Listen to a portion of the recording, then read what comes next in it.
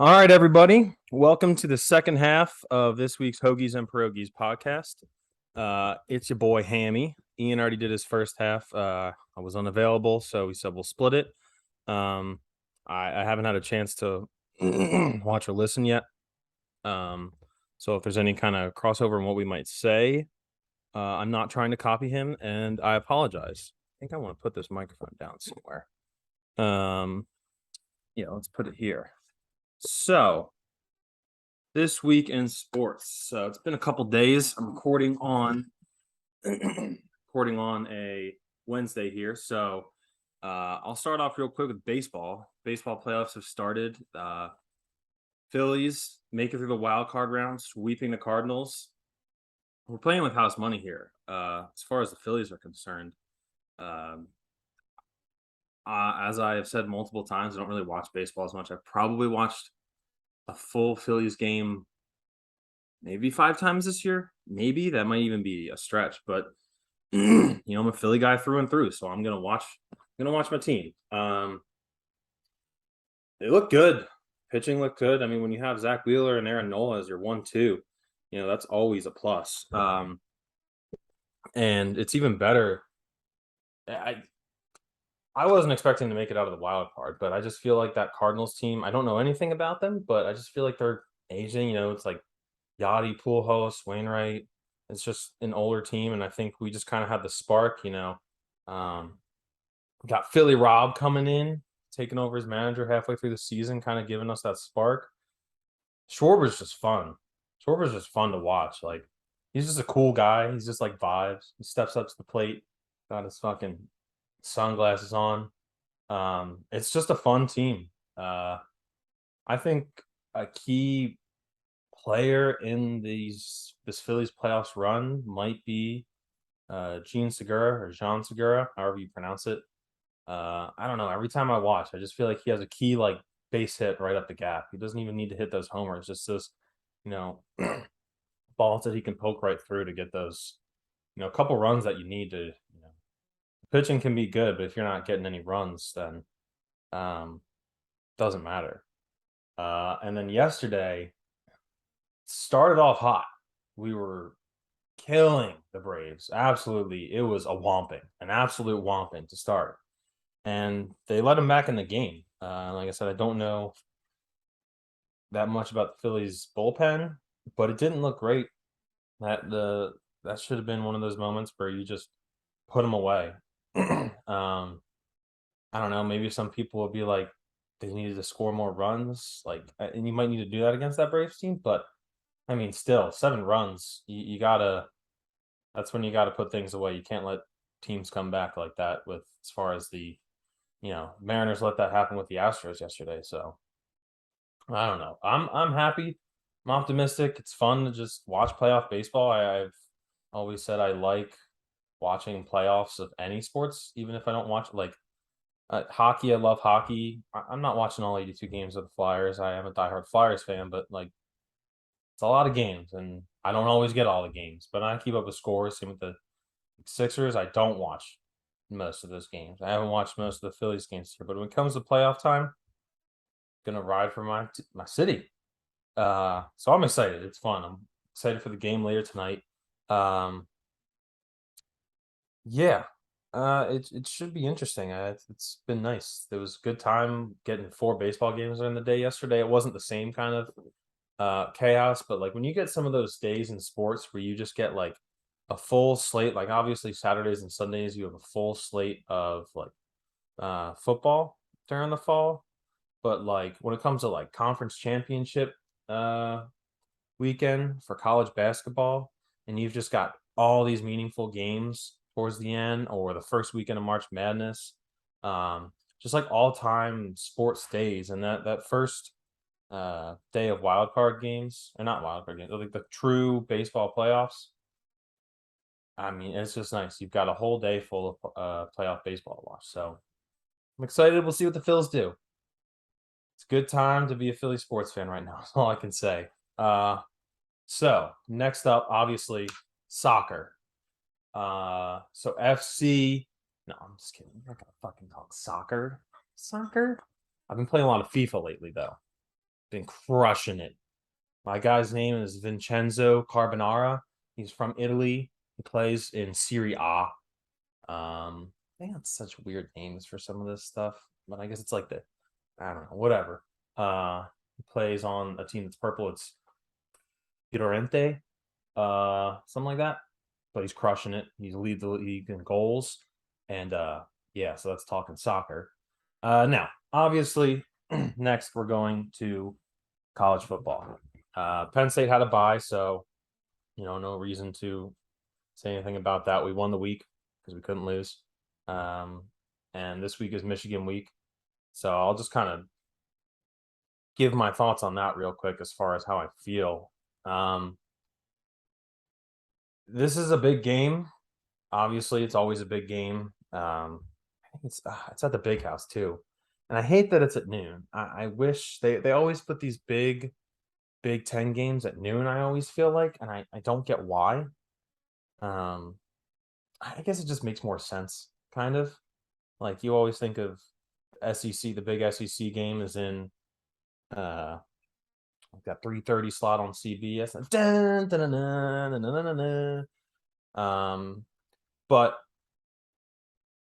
I'm excited because Michigan hasn't really played anyone, and the teams they've played, they've struggled. Like this week, for example, you got number 4 Michigan going into Indiana, favored by. Whoops. I hope that wasn't too loud. They were favored by 23 points, and it's Indiana who sucks this year. So, and they didn't even cover the spread, and the score really makes it seem like it was a lot less of a game than it was. Like Michigan, let me look. They didn't really lead that game until like the third or fourth quarter, I'm pretty sure. Recap. No, that doesn't give me what I need.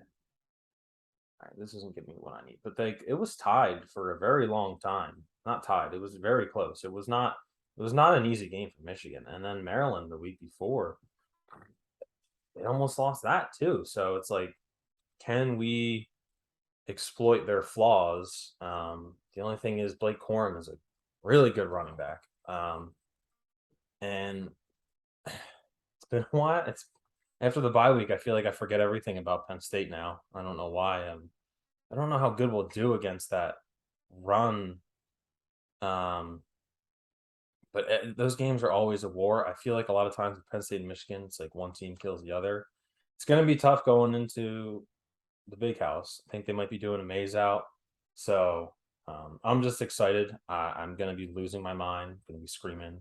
And I have no real analysis of how I think it's going to go. I mean, Sean Clifford's been good. He's played good. If he can just make the throws that he needs to make, that's kind of always been my issue. I've been over the top about him. Is he just in times where you need him to make a throw, he can't find the open guy. He's trying to force it somewhere. And if he can just take his time, if the offensive line can give him that one extra second, I mean, he doesn't need all the time in the world. But if he can get enough time to just sit, read his options, and find the open guy, because the open guys are out there. And I mean, hey, I said Blake Corum, but we got Nick Singleton, Nick or Nate, whatever. We got Singleton, so yeah, we've got a killer running back too. We've got other running backs too who are back there that can pound for some yards. So it might just be a very run heavy game. See, I'm going to say that, and it's going to be like an absolute shootout where people are just bombing it. So we'll see. And it's not like we haven't thrown up a stinker. That Northwestern game was kind of a stinker, but like I said, bad weather. So we'll see. But this week in college football altogether was, you really learned a lot. You learned Arkansas was a fraud. They were top 10 team, and they are now unranked. Well, they weren't a top 10 team this week, but they were a top 10 team going into Alabama. They got whooped by Alabama with Bryce Young not even playing half the game. And then they go play Mississippi State, and Mississippi State absolutely puts a whooping on them. Now they didn't have KJ Jefferson, their starting quarterback, but still, like Mississippi State, some people don't Mississippi State's good. Will Rogers is like the leading passer in the league right now, I'm pretty sure. He's good. And you know, watch out for Mississippi State in the SEC. I'm not going to say they're going make any noise because it's very classic of them to like win a game like this and then next week, like this coming week, they'll lose to Kentucky or something. So they're 4-1. They're feeling good. They're ranked 23. Just keep an eye out for them. But yeah, Arkansas, they're frauds. Let's see other big games we got. TCU, Kansas. TCU stays undefeated. Sonny Dykes, man. He has made this team, and that quarterback. Oh my God. Every time I see a highlight or I'm watching the game, I look up and he's breaking off for a run. So it's like, what is happening? But the Big 12 has it's very funny how like, Texas and Oklahoma have kind of dominated that conference for the past couple years, and like as they're on the way out, a lot of people were like, what's going to happen to the Big 12? Are they just going to dissolve into the other conferences? And they, with some coaching moves and everything, they've really just stepped it up. I just feel like they were kind of stuck. Like, Sark came to Texas, and we'll get to Texas. Lincoln leaves Oklahoma. You got Gary Patterson leaving TCU, and now you got Sonny Dykes coming in. Kansas is undefeated going into this game, so there's a lot of Baylor. Not as good as last year, but there's still a competitive team. There's just a lot of very competitive teams where it could be a very cannibalistic conference, and it's just very exciting. College football is very exciting this year because you've seen some teams that you did not think had any weaknesses show some weakness, and some teams that you normally count as just being dead and you're not worried about them stepping up and causing some issues for some top tier teams this year. I think two of the biggest games. So TCU Kansas was big, but two of the biggest games in the first slate, in the noon slate, obviously the Red River Shootout, Texas and Oklahoma, and then Tennessee and LSU. Let's just get Red River Shootout out of the way. Texas, man, if I wasn't proven more right that Texas would have absolutely won that game against Alabama if Quinn Ewers was still in, I don't know what. They would still be undefeated. They wouldn't have dropped that game to Texas Tech because Quinn Ewers is, as of right now, as advertised. Top recruit of all time, I think is what they said about him in high school, because he left high school early to go to Ohio State. CJ Stroud ended up, stepping up, so he transferred to Texas. And Sark and Ewers and Xavier Worthy.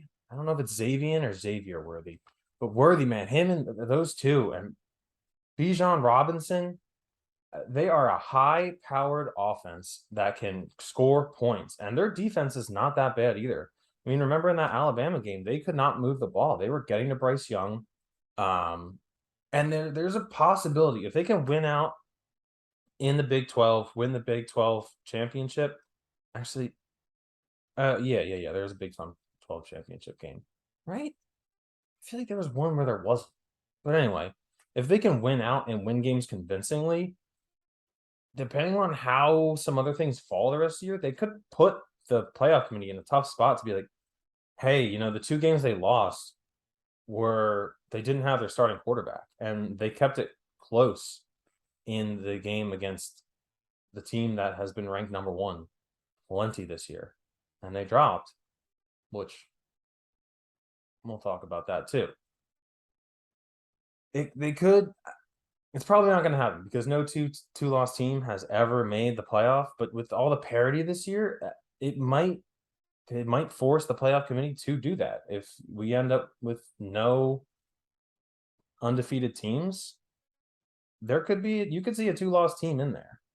Now, I think Ohio State and Georgia probably are the two best chances you have for teams that are going to go undefeated. Like, I don't I'm optimistic, but I don't think Penn State's going to beat Ohio State, and I don't think Michigan's certainly not beating Ohio State this year. That is absolutely not. If you don't think that offense isn't coming back and just killing Michigan this year, you're wrong because they're gonna murder Michigan this year.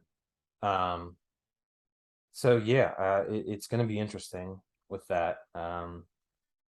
And both these games are just whompings as well. This is the I mean, it's the most points in this rivalry Texas has won by ever. And Oklahoma fans, wow, you guys suck. Like not as a fan base. Well, you kind of do because you were more worried about Lincoln this whole offseason, and now look at you. You guys suck. You guys got killed by TCU. You got killed by your biggest rival, and you're over there worried about Lincoln in California when you should be worrying about your team right here because even though Dylan Gabriel didn't start, you still got. This is what I'm confused about in college football right now. Like I know the transfer portal makes it harder to have a good backup, but like you're still recruiting these kids have still been recruited to play for that college and are probably like 4 or 5 star recruits and supposed to be taken over after whoever's at the helm this year. And like Oklahoma just gave up too. Like they like everyone with all the Oklahoma fans were talking about how Brent Venables is going to change. He's going to fix the defense, do all this, change the culture. I think the culture's worse. That team, the play calling was awful. The team looked like they didn't want it. I mean, they were running wildcat half the time, and when they did, it actually worked. But they just refused to even throw the ball. Like they were down 21 in the first quarter, and it's like you didn't even try to come back. Like you showed no life, you showed no fight, you just laid down and died. I don't know. And now moving on to the other game, because that's all I gotta say. Oklahoma, you suck. Texas, I somehow I have flipped. Last year, I was like, I'm not gonna say like I wasn't like a big Oklahoma fan, but I'm like, yeah, Oklahoma, they're good. I'll vouch for them. And Texas is gonna be the same old Texas. Like now I'm like, Texas is good, and I like watching Texas, and I like don't want them to lose. And Oklahoma, I'm like, you just deserve to lose because again, you're just like, I know it's kind of shitty what Lincoln did, but what are you gonna do? To the chance to go and bring USC back to prominence, it's kind of hard to pass up. And I don't know, maybe Venables isn't the guy. Again, it's only year one, but man, they just look like they don't care. But anyway, Tennessee LSU was another game that that was just like a laying your dick on the table and being like, here I am for Tennessee. Their offense is explosive. And I want to say something quick about that game. Everyone now betting on Tennessee was definitely the right move because I didn't bet them, but I should have because I thought they were going to win and win by a lot. And LSU is another program that Brian Kelly might not be that good at LSU. We'll see, but it certainly doesn't look good right now. And the LSU fans didn't show up. They were bitching about the noon game. I think it was only the 5th time. No, there's something about like it was only like the 15th time or something they saw on the broadcast that LSU has had a noon start time, Eastern time, noon or 11 their time. And the fans are just bitching. And it's like, if you're like supposed to be this great fan base, show up. And they didn't. I heard people were singing Rocky Top from the first quarter. So, and Tennessee puts themselves in a position now to really, this is the biggest game for Tennessee in a long, long time because they're going into Alabama undefeated. There's a possibility Bryce Young might not play, but he is mostly, I would say he's probably going to play. Especially like Saban and the witch doctors in Alabama are going to find a way for him to play. It's just that simple. But they can keep up with Alabama as far as points. It's just a matter of will they be able to stop Alabama? Because their defense isn't that great. Their secondary is not that great.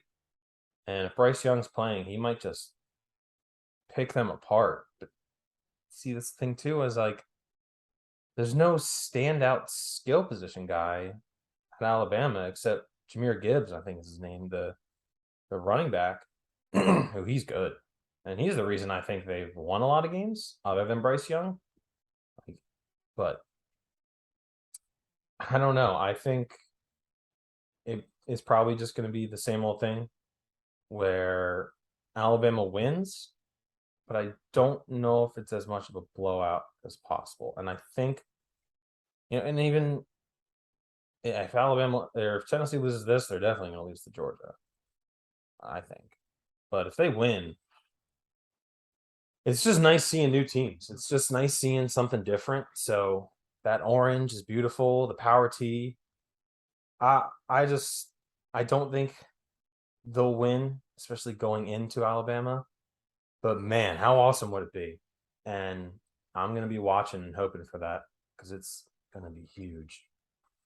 Let's see what else. Ohio State just pumping Michigan State again. There's one other game that I know for sure I want to talk about. I just want to make sure there's nothing else. Yeah. I'm thinking that's what, here's a bad game. Here's a baseball score game. Illinois loses to Iowa 6-9 or 9-6. Iowa is just sad. Like if you're an offensive player, I don't know why you go to Iowa. If you're not if you're a defensive player, you're gonna do great, but I don't know why any wide receiver would want to go there. USC stays the course, winning. I don't know if they're winning as convincingly as I'd like them to. Like they haven't let up a lot of points, so I think their defense might be okay. You'll learn this week against UCLA, or not UCLA, Utah. We'll see. That's going to be a true test for their defense. But Caleb Williams and Jordan Addison, that's just a comment. And that running back's good too. They've got weapons. So, and that's just how college football is. If you can get, it's almost like when the Steelers had Le'Veon Bell, Ben Roethlisberger, and Antonio Brown. You had the Killer Bees.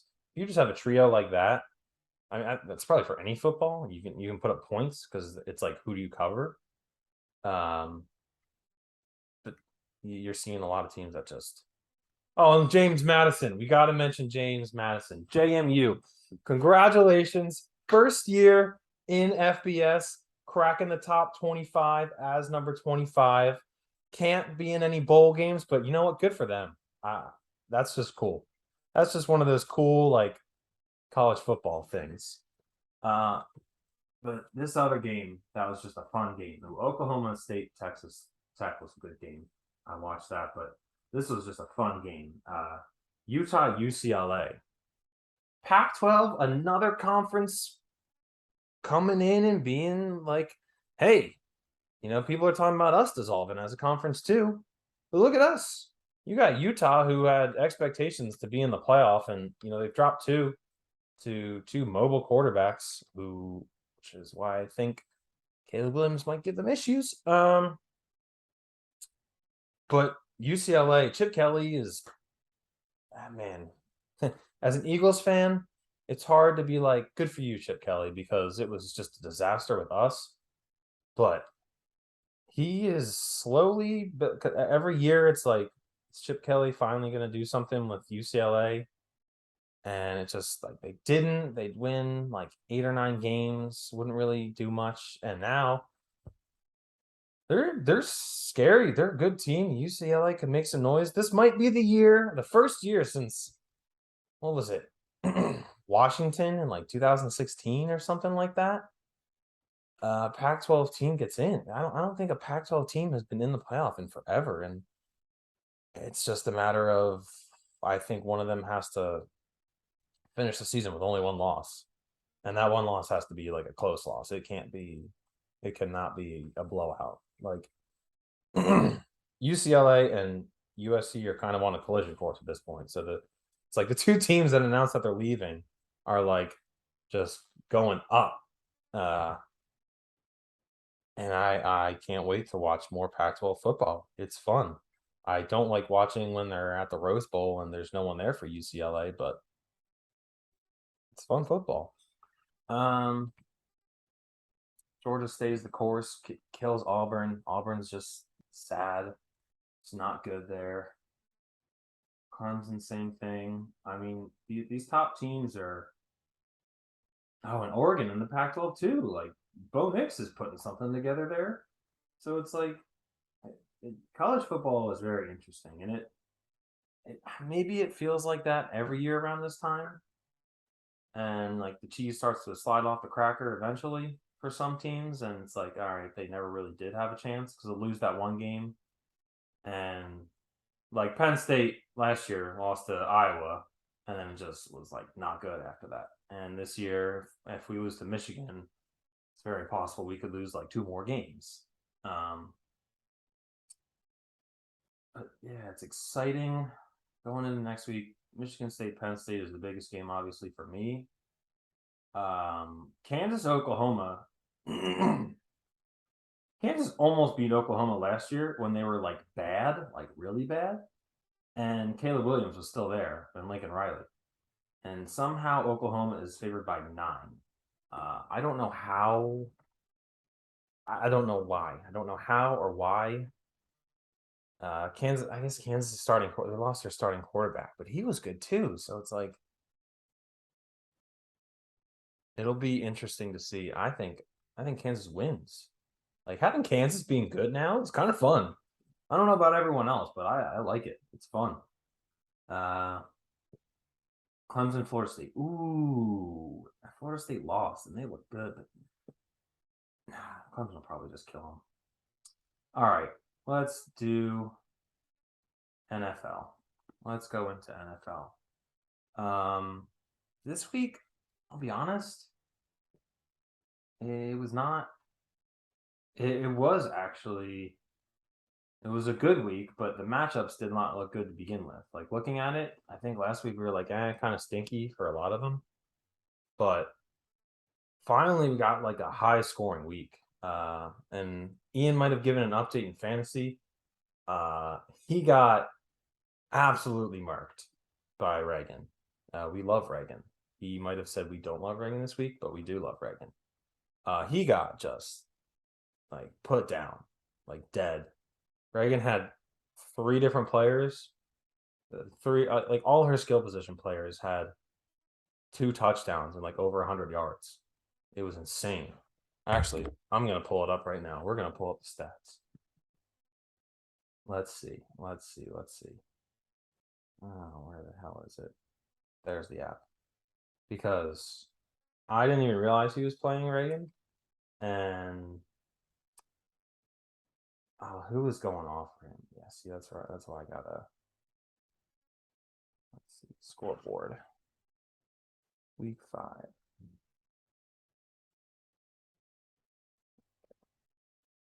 Oh yeah, Gabe Davis went off. So I didn't even realize he was playing Reagan. And Gabe Davis is going off. So I'm like, oh, and you wanted to quit fantasy because he's texting me about Gabe Davis. He's like, doesn't matter. I'm still going to get crushed. I was like, what do you mean? So I go in, and Reagan had Nick Chubb, who had 134 yards, 2 touchdowns. Justin Jefferson, 12 receptions, 154 yards.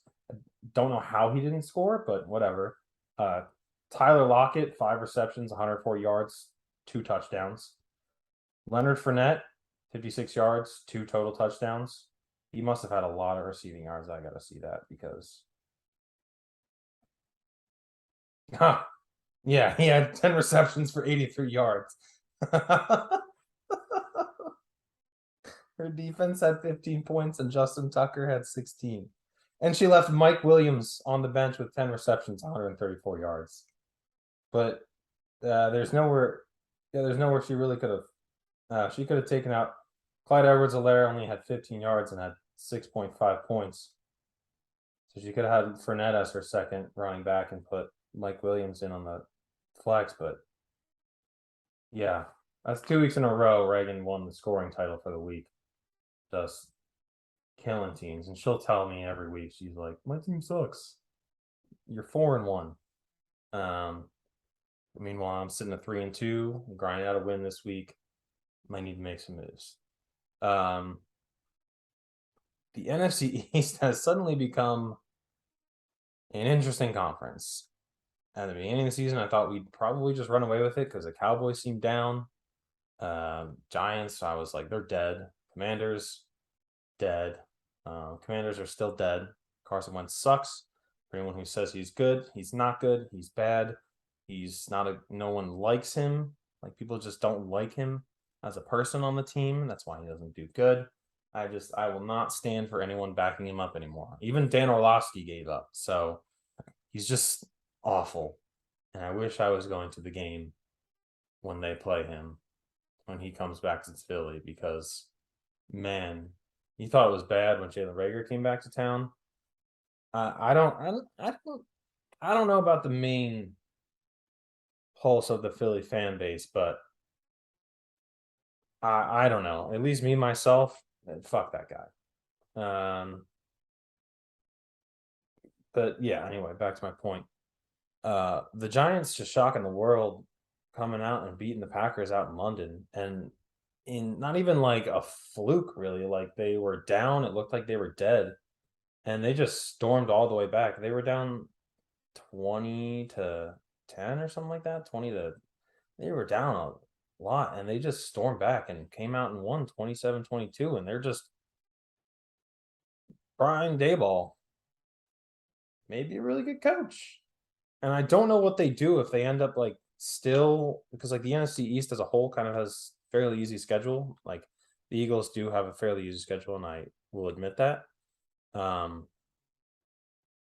If they end up being pretty good to the point where like they're halfway through the like middle of the draft, like, I don't know if that's good or bad for them, because you're not going to get a quarterback to replace Daniel Jones. Like, you're super confident that, like, all right, he can replace Daniel Jones. And it's also like, because like Daniel Jones is a good runner. Like, if you could somehow just they should draft a new quarterback. They should just start to suck, which I know they won't, because Dable's got those guys buzzing. But they should just be bad, get like a Bryce Young, a CJ Stroud, like any of these quarterbacks coming out. It's a pretty good class. And just have Daniel Jones in like a Taysom Hill package. Just have a Taysom Hill, but a younger Taysom Hill, because he can run good and well and like sees holes. He's not the guy, especially. I mean, you can see it because they're just having, every time I look up, Saquon Barkley's taking the hike. So it's like, and then the Cowboys. I texted my friend Nate again this week, and I was like, they're gonna absolutely win, because Micah Parsons is a single man, just wrecking machine, and it makes me very scared for this weekend, because our offensive line is good, so it might be able to kind of shut him down. Let me look at the Cowboys schedule here and see what games, because they're all three of the Eagles are 5-0, the Cowboys and the Giants are 4-1. And I don't have any worries about when we play the Giants. I think we'll just kill the Giants. I think it'll be like a other Vikings game, kind of, or they're feeling good, and I wasn't happy with the win this week. We won, but I'm gonna look at the Cowboys schedule, because they're 4-1, and like I said, none of our schedules are that hard. Okay, so this makes me feel better. They have played probably 1, 2, 3, 4, 5 of the worst offensive lines in the league. And like, not that the Bucks necessarily have a bad offensive line, but it was week 1, and they had lost like 3 starters, so of course he's going to eat. Bengals offensive line has not gelled yet, and they barely won that game. You beat the Giants, that's easy. Beat the Commanders, easy. And then the Rams this week, I don't know why anyone would have bet on the Rams if you were. because you have Micah Parsons. But we'll see. I think there's a good possibility that our line can take care of him, and even more of a possibility that I think our defense is going to be able to do enough to step up and stop Cooper Rush. Like if we can't stop Cooper Rush, that's bad. I'm just worried about Tony Pollard hitting the outside and getting chunks of yards there. Jordan Davis just needs anytime there's a run that breaks up the middle. I'm like, was Jordan Davis out there? And it just seems like he's not. And I just want to see more of Jordan Davis. Like people have gone from the Eagles are Super Bowl contenders and they're great, and now I'm hearing like we're frauds, and it makes me scared.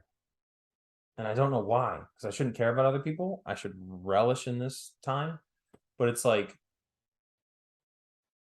I don't know. Like we haven't played the best team, so I don't know.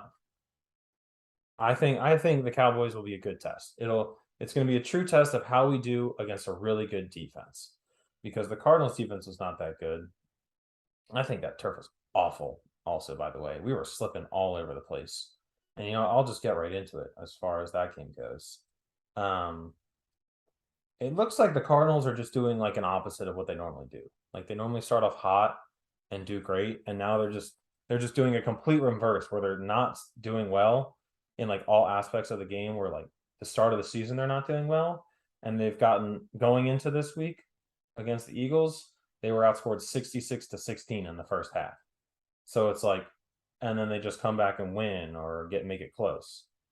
And Kyler Murray not having the wherewithal to remember that, hey, you're counted as down when you start your slide and not getting the first down and spiking it.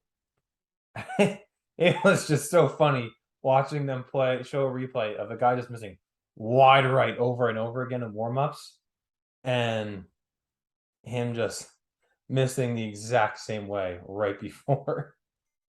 It was very funny to watch. Oh, we got the bye week after this. That's nice. Yeah, like we haven't played like a good defense yet either. So like we're putting up points, but Cowboys are going to be a true test. It's always the Cowboys that I worry about. And I haven't seen anything yet, but I don't even want this beat Dallas shit from Sirianni. I just want you to go in and do it. We're at home. Last year, the first game that we played, it was at night and it was in Dallas. I knew we were going to get killed. I think it was no, was it at home? That hadn't been. Anyway, the first game we just got murdered. So fuck it. We're gonna win. We're gonna win. I'm not doing this shit. We're gonna beat the fucking Cowboys. I'm done with the Cowboys being like they own this division. No. It's our division now, and it's gonna be our division because Jalen Hurts is here. AJ Brown is here. That's a simple thing.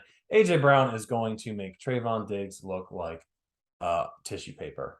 He's just gonna tear right through him. And if it's not him, it's gonna be Devonta Smith. And if it's not him, it's going to be Quez beating him long, because that's just how he gets beat. People just blow by him. And I think the only reason that hasn't happened yet is they played bad offensive lines where there hasn't been time for someone to break behind them. So there you go. Eagles have the things to shut down the Cowboys, and we should do it.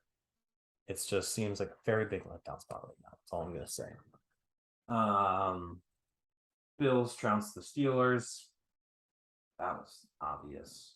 My God. Steelers fans, I want to know how you're feeling, because you have not been in this situation in a very long time. And even the year that Ben got hurt and Mason Rudolph was your quarterback, like you at least went like 9-7 or 8-8. Like you didn't have you had at least a completely even season, and now you're absolutely going to have a losing season. And your offensive coordinator is bad. You need to get rid of him if you want Kenny to be something. And you need to get George Pickens on the fast track to being a number one wide receiver in that offense, because he is a dog. And Najee might not be good. He might not be good. And I don't know if it's maybe the offense, but he's not hitting holes.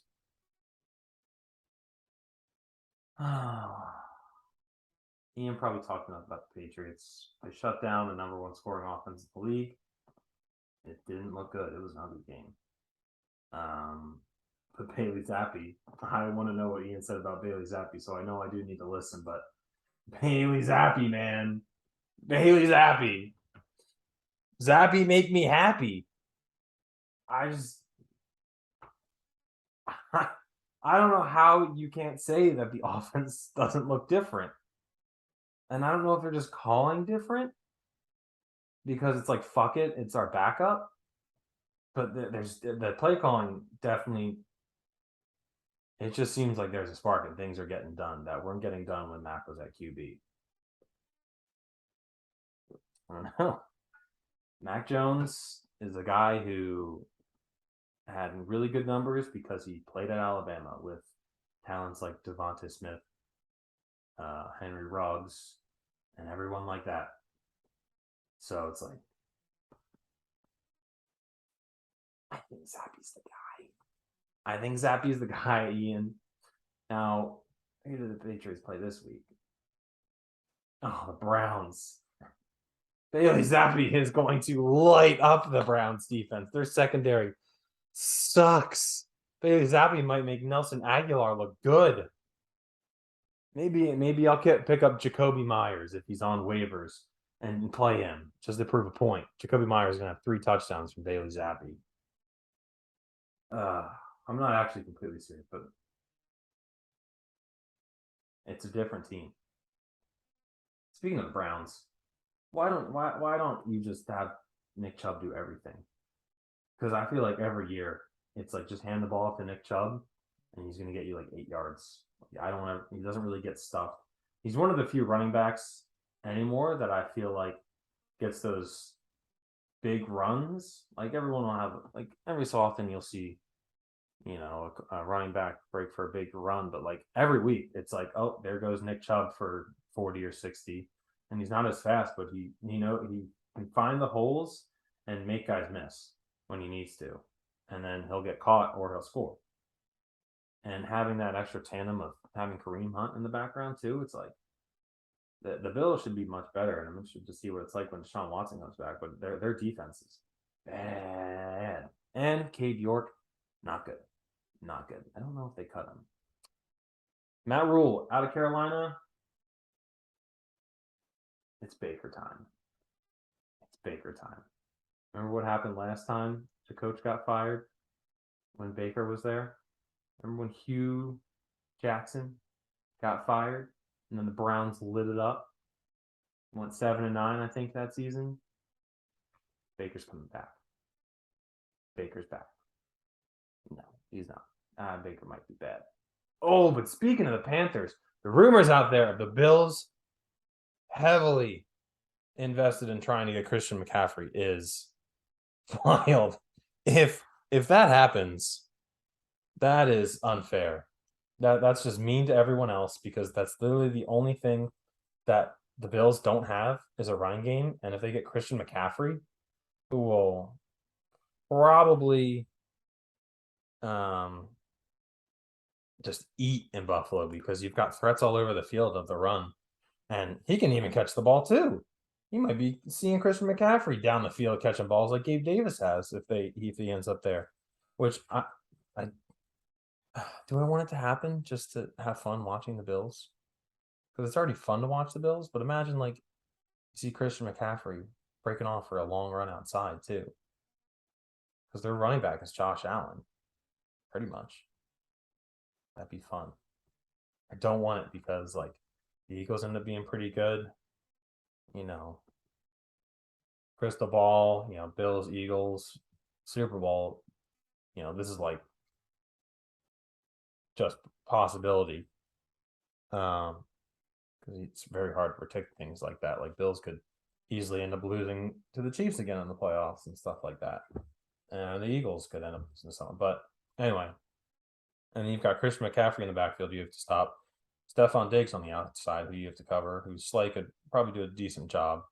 And then you've got Gabe Davis on the other side. Isaiah McKenzie, who's suddenly become like a stud. Dawson Knox, Josh Allen. It's just scary. Their defense is good.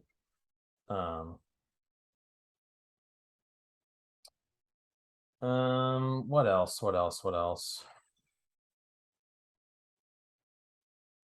The Monday night game. I'm gonna be honest. It was a really good game, but I wasn't paying attention as much as I probably should have. I don't know.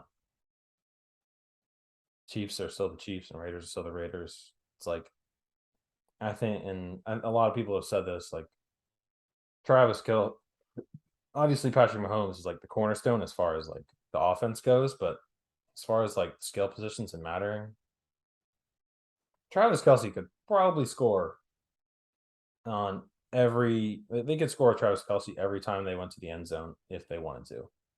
So it's like Travis Kelsey is the cornerstone of that skill position because he just gets open and finds a way. And the Chiefs are the Chiefs. Doesn't matter that they lost Tyreek Hill. It seems to be the same old thing, and they're just going to be good. So I think that's everything I got for you guys. Ian, I missed being able to record with you. It's definitely a little bit harder. Maybe not harder. Yeah, a little bit harder. But I can like just talk, but it's a little bit it's a lot more fun to bounce off of someone and make some jokes and stuff. Especially being a couple days removed. I don't quite remember everything as much and what I had wanted to say. But all right, everybody. This week, hopefully we should be back together and we'll see you later. Peace out.